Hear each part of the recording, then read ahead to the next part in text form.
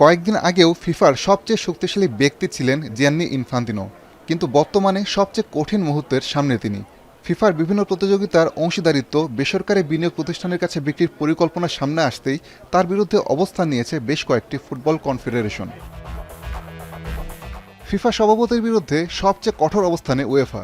তারা শুধু পরিকল্পনার বিরোধিতা নয়, ইনফান্তিনো নেতৃত্বের উপর আস্থা হারানোর কথাও জানিয়েছে। ফিফার নেতৃত্বের পূর্ণাঙ্গ পর্যালোচনার দাবি তুলেছে কনকাকাফ।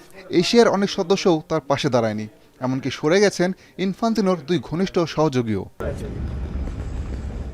এ অবস্থায় বেশ জোরে সোরে উকি দিচ্ছে ইনফান্তিনোর পদ হারানোর শঙ্কা, যেখানে সবচেয়ে সহজ পথ তার স্বেচ্ছায় পদত্যাগ। তবে এখন পর্যন্ত তার এমন কোনো ইঙ্গিত নেই। দ্বিতীয় পথ ফিফা কাউন্সিলের জরুরি সভা। 37 সদস্যের কাউন্সিলের অন্তত 19 জন চাইলে এই সভা ডাকা যাবে। সেখানে তাকে পদত্যাগের আহ্বান জানানো হতে পারে, যদিও তিনি তা মানতে বাধ্য নন। ইনফান্তিনোকে সরাতে তৃতীয় বা সবচেয়ে গুরুত্বপূর্ণ পথ বিশেষ ফিফা কংগ্রেস। অন্তত 43টি সদস্য দেশ লিখিত আবেদন করলেই এই কংগ্রেস ডাকা সম্ভব। আমি ভরসা রাখি হিরন স্মার্ট ওয়াটার পিউরিফায়ারে।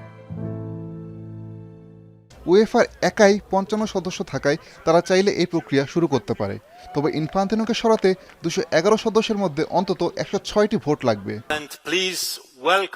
এই পথেও আছে আরেক সমীকরণ। কনফেডারেশন হিসেবে 136টি দেশ ফিফার পরিকল্পনার বিরোধিতা করলেও সবাই যে ইনফান্তিনোর বিরুদ্ধে ভোট দেবে তার নিশ্চয়তা নেই।